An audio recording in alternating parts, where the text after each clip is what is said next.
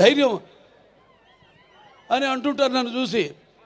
అప్పుడు నేను అంటాను, బాబు నా ఏదైతే నిజ స్వరూపంతో అదే నన్ను ఉసిగొల్పే ఒక విప్లవంగా అడుగడుగునా నేను నడుస్తానని నేను చెప్తుంటాను.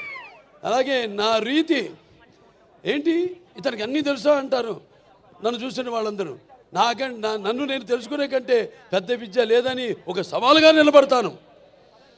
నా మాట సూటిగా ఉంటుంది, నా బాట ముక్కు సూటిగా ఉంటుంది, నా వీక్షణం తీక్షణం దర్శనమిస్తుంది. అలాగే నా తీరు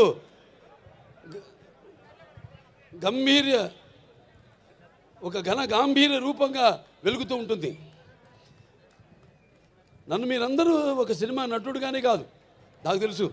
ఎందుకంటే నాలో ఉన్న ఒక మానవత్వం అయితేనేమి, నా వ్యక్తిత్వం అయితేనేమి, నాలో ఉన్న నీతి నిజాయితీ నిబద్ధత అయితేనేమి, లేకపోతే నాలో ఉన్న నిష్కల్మషం అయితేనేమి, వీటిలన్నిటితో ఇప్పుడే కాదు ఇంకా ముందు ముందు తరాలు కూడా నా అభిమానులు పుడుతూనే ఉంటారు. అంటే ఆత్మాభిమానమే నా చిరునామైనప్పుడు ఆత్మవిశ్వాసంతో నిలువెత్తుగా నేను నిలబడతానని మీ అందరికీ తెలియజేసుకుంటున్నాను. అదే మీరు హిందూపురం ప్రజలందరూ కూడా అవే చూపారు. మీరు కూడా ఆదరాభిమానాలు ఏదైతే నేను నాలో ఉన్న కోణాన్ని చెప్పాను, కోణాలన్నీ అలాగే మీరందరూ కూడా ఆ నీతి నిజాయితీ నిబద్ధత, ఆ నిష్కల్మషం, ఆ నా వ్యక్తిత్వాన్ని గౌరవించి ఆదరించి మీరందరూ కూడా మూడోసారి ఒక నటుడైనంత మాత్రాన ఎమ్మెల్యే అవ్వాలని లేదు. వరుసగా ఎంతోమంది వచ్చారు రాజకీయాల్లోకి, ఇవాళ నామరూపాలు లేకుండా పోయారు, అడ్రస్ లేకుండా పోయారు. కానీ ఇవాళ ఇక్కడ పనులు చేశాం కాబట్టి నన్ను గెలిపించారు. ఊరికేదో సినిమా యాక్టర్ లేకపోతే రామారావు అబ్బాయి అయినంత మాత్రాన పనులు చేయాలి. ఎంతో కొంత మనం సమాజానికి కూడా మన వంతు బాధ్యత ఉంది ప్రతి ఒక్కరి మీద.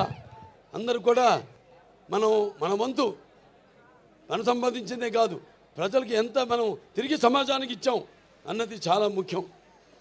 అప్పుడే మనం చరిత్రలో చిరస్థాయిగా నిలిచిపోవడం కోసం కాదు. ఎన్నో పాత్రలు చేశాను నేను, అద్భుతమైన పాత్రలు. నాన్నగారు కూడా చేయలేని పాత్రలు, చేయాలనుకున్నా చేయలేని పాత్రలు చేశాను. అందులో ముఖ్యంగా గౌతమిపుత్ర శాతకర్ణి సినిమా.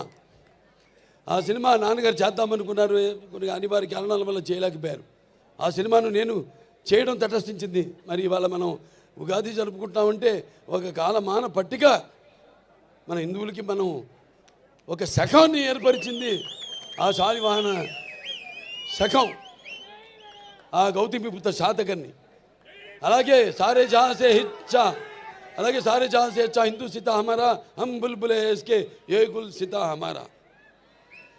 ఇక్కడ ఒక సర్వమత సౌభ్రాతృత్వానికి, రక్తానికి జాతి లేదు, మాంసానికి మతం లేదు, చర్మానికి కులం లేదు అని చెప్పడానికి ఒక నిదర్శనం, ఒక ఆదర్శం మన హిందూపురం.